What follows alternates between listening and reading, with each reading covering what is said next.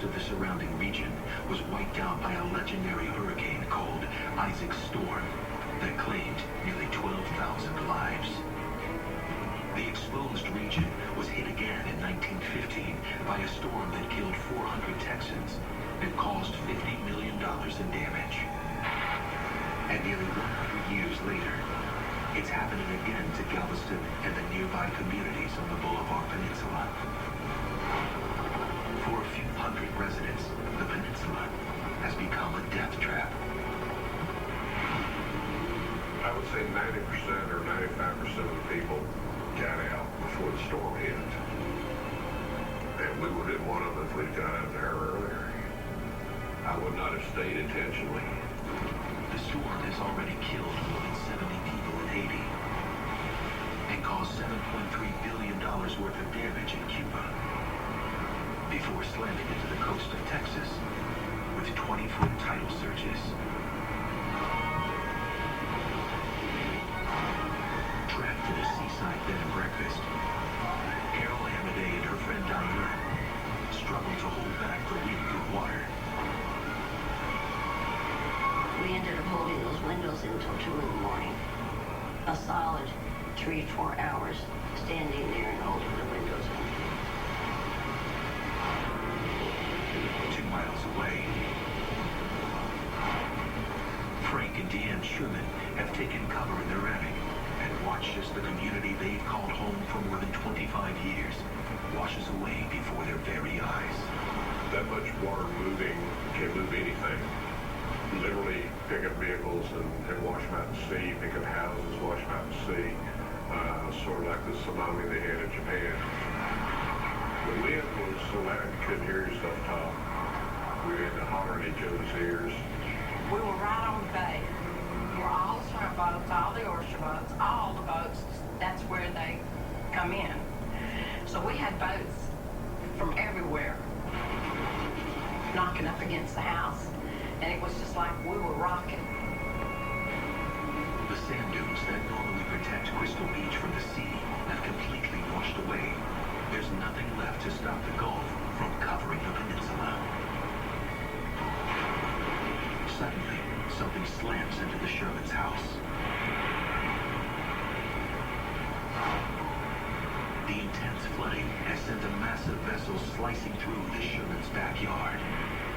I'd say a good 60-foot offshore shrimp boat.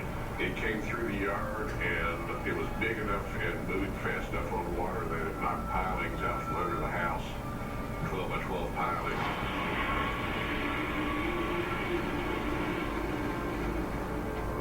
She said, what are we going to do now? And I said, well, you know, we're probably going to die. And I said, what, you know? He said, it's been a good 25 years. I've loved you. And I told him I loved him. 3:10 a.m. Just hours after Ike drowns Galveston Bay in the Boulevard Peninsula, the eye of the storm suddenly appears overhead. The eye is a circular hole in the middle of a hurricane.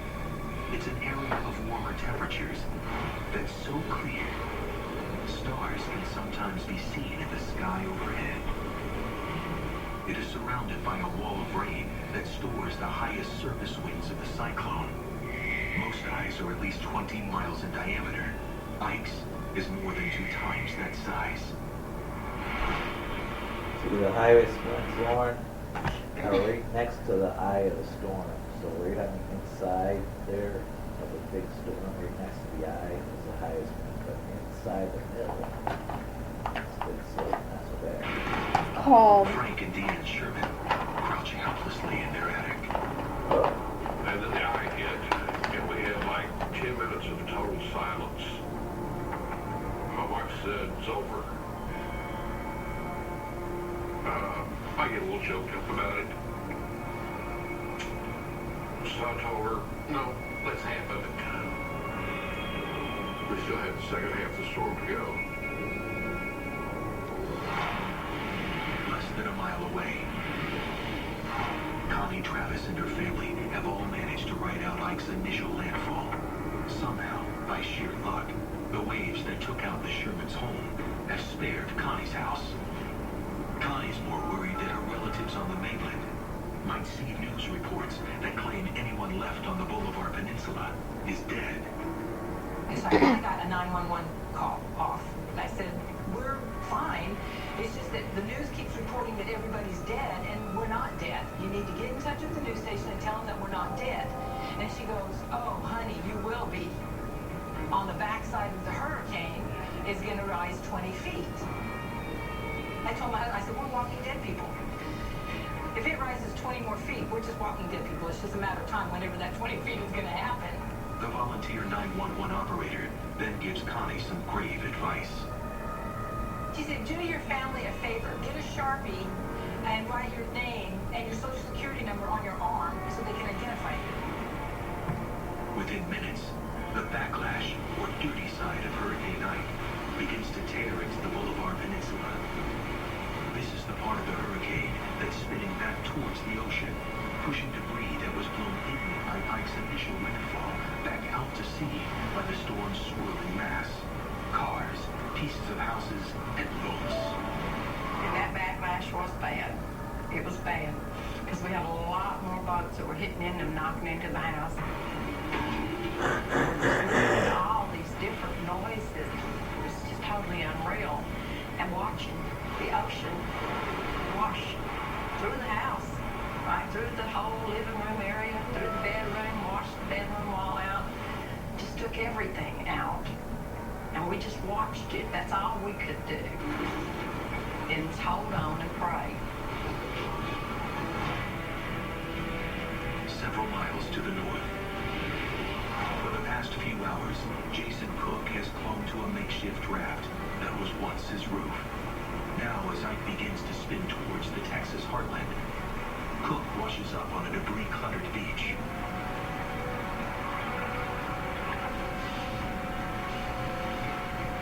And it was so dark I couldn't see a thing. And I had to crawl across some debris, quite a bit of debris that was there. Somehow, Cook has ridden his roof nearly a dozen miles to Galveston's East Bay. Incredibly, he finds a familiar item in the debris that will be the only thing he ever salvages from his home. It was my stepdad's police jacket. And I laid down, pulled that jacket around me, and went to sleep.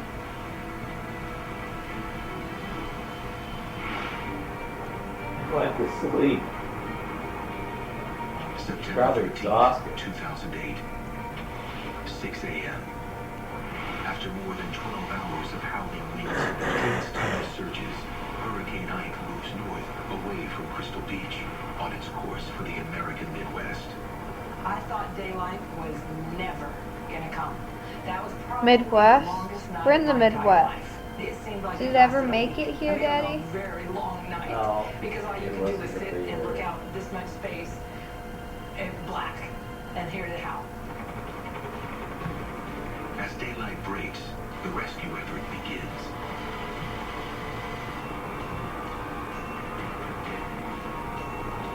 It was just a survival thing. I've got to get food, I've got to get water, I've got to get out of here. For those trapped in Crystal Beach, the storm has passed. But the fight to survive is just getting started. Weather insanity What? continues after the break. What just happened, Dad? Dad, what was that guy doing? September 13th, 2008. In a little less than 24 hours, Hurricane Ike has devastated the Gulf Coast of Texas and Louisiana, leaving some 4.5 million residents without power. Ike's overall impact zone stretches hundreds of miles and has left parts of the Lone Star State submerged underwater, nearly a dozen miles from the coastline.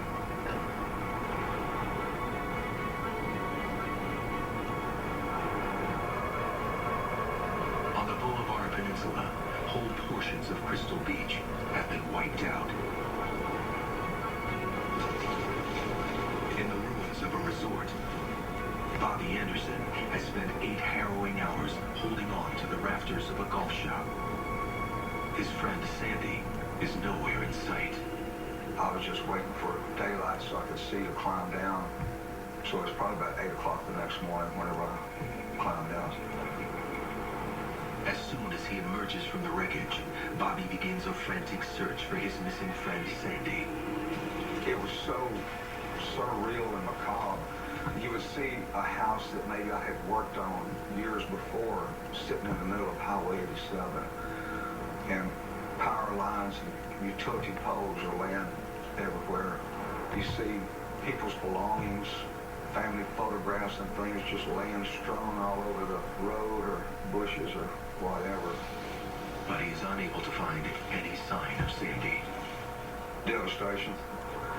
Incredible devastation. That all flashes back in my mind whenever I hear the name Hurricane Ike. 4 miles away. Having spent the entire night holding her storm windows in place against wind and seawater, Carol Hamaday and her friends are finally able to breathe a sigh of relief. Very emotional moment. Very. Could have believed that we were still alive. We couldn't believe it. We should have been sucked out that window like everybody else got sucked out. 2 miles to the west, Frank Sherman and his wife Deanne find themselves surrounded by a wasteland of water, debris, and dead livestock. When we first came down from that storm, it was a dead silence. It was like everybody in the whole world was just gone. We were on a no man's island, and there was nobody there with us, and there was no sound. And wondering, you know, if you're going to survive, if somebody's going to come get you. Miles inland, Jason Cook slowly makes his way across the Texas bayou. There was swamp on one side, the water on the other, so I got into the water, and after seeing 3 or 4 gators and water moccasins, I said, I don't need to be down here. And the mud was very thick. I was having a hard time getting my legs out of it and walking. And I could see helicopters going by. And they didn't see me, and I'm waving at them. And then I put the life preserver on, and then I'm out there waving. And I saw 2 guys in an Air Force helicopter. They were looking out, and they saw me because I had that life preserver on. I was waving my arms. Hours after his house was torn apart by one of Ike's waves, former Marine Jason Cook is pulled out of the Texas swamps by an Air Force rescuer. He said, now don't worry, you're safe. I said, son, I've done this more than once. Not so lucky. The helicopter came down and hovered right in front of the doorway where they could see us. And I waved to the pilot, and he saw us. But there was no way they could get to us because the eaves of the house hung over, the porches going over around the house. So they finally went away. Finally realized that nobody's coming to get us. We're here. You can't count on anyone else. You're pretty much on your own. But the storm victims aren't the only ones moving through the wasteland of Crystal Beach. Looters now search the rubble for valuables. The storm might be over, but the struggle to survive is just beginning. To follow all of your favorite shows on the Weather Channel, go to facebook.com/Weather Channel Originals. Stay tuned for your first day of spring local on the 8th. Brought to you by Lowe's. Never stop improving. Lowe's presents How to Make a Friend Speak When She's Speechless. Wow, Kim, I'm speechless.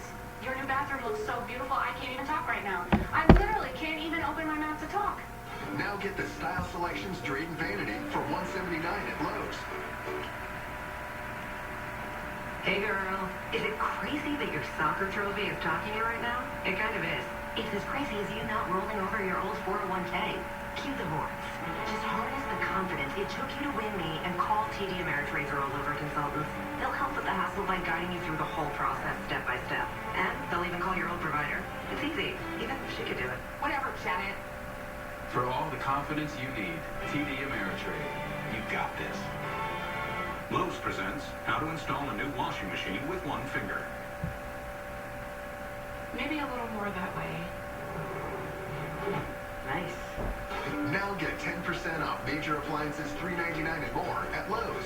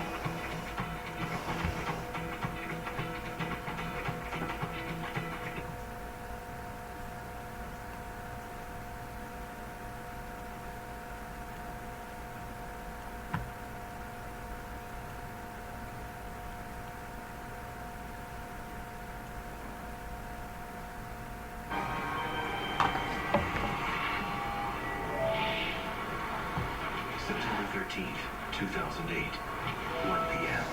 Hours after Hurricane Ike passed through Galveston Bay and the Boulevard Peninsula, most of the Texas coast is still submerged. From the city of Galveston to Lake Charles, Louisiana, whole towns are still 4 to 12 feet underwater. Septic tanks have also overflowed, making floodwaters toxic. You simply can't imagine the devastation. It was like a war zone. It was like they had come in and just bombed the entire place. There were huge holes in the ground where people's houses used to be. There were buildings that looked like someone had bombed them. They just exploded and spread out over a huge area. Throughout the peninsula, as temperatures rise, Sherman and dozens of other survivors venture out. It was just a survival thing. I've got to get out of here. At that point, it was just a matter of survival. Do what you can to stay alive. Did he have the wife? You have to have water, you have to have food. And where did his wife go? Back in the house, just watch. Crossing through the post-storm wasteland, Frank Sherman searches for supplies and miraculously discovers 10-gallon-sized jugs of drinking water. I took T-shirts, tied them together, and tied these water bottles to it and drugged them back to the house.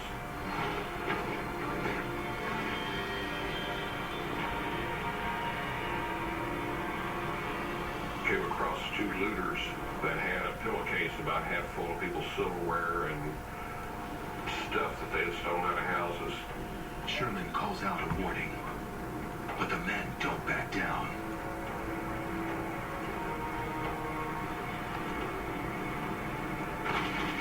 I don't go anywhere unarmed. I popped a cap in there, ran them off, made them leave their stuff. For the rest of the day, Sherman continues to clear debris and search for supplies amidst the wreckage of Crystal Beach.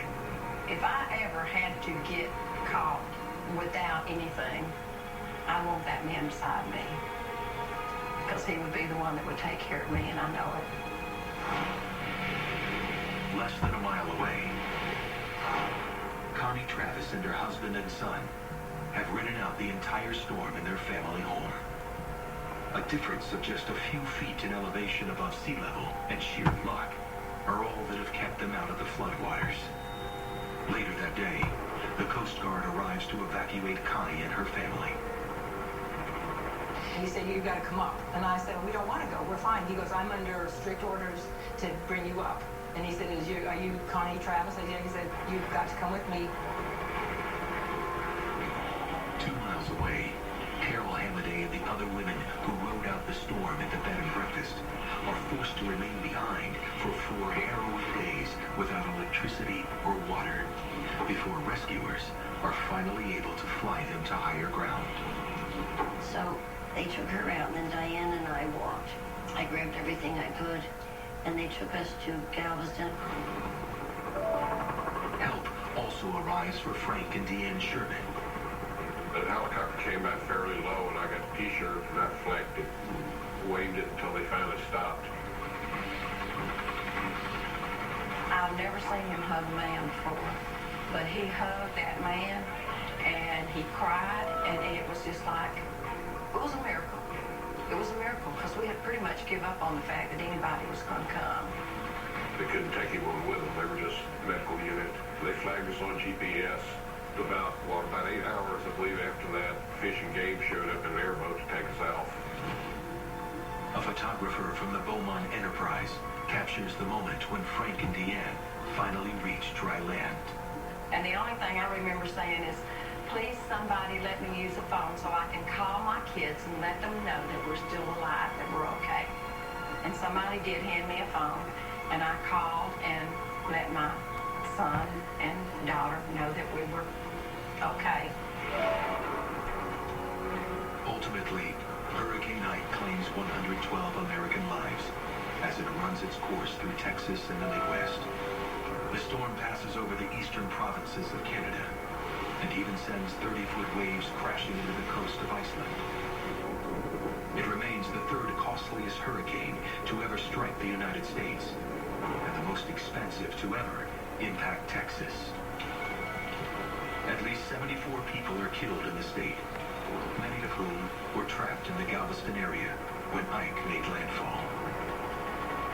At the little Methodist church across the street, they found 3 people dead and it drowned because it was lower and they were trapped when the water came in. They just simply couldn't get out. Among the dead is Bobby Anderson's friend Sandy, who was swept out of his arms by the force of Ike's tidal surge. Like many survivors, Hurricane Ike is a memory that Bobby will live with for the rest of his life. You realize just how quick things can turn for the worst. You thought you had everything figured out, and next thing you know, well, you just weren't quite as sharp as you thought you were. Even now, the devastation left by Hurricane Ike is still visible. But for many of the Texans who live and work in Crystal Beach, the seaside community is still home. We were a little band of beach community that came together, and Crystal Beach banded together. We shared something that will always be a part of us, will always be part of me. Today, all that remains of Frank Sherman's successful business is an empty lot. Everything else washed away and just disappeared. The Shermans now live in Granbury, Texas, hundreds of miles from the Gulf of Mexico. The whole time we were in the attic, my wife prayed for our lives. And it worked. And, you know, we're alive. We're still here. You're watching Weather Insanity. It all drowned. To the mayhem of downtown. I thought if this building goes down, I am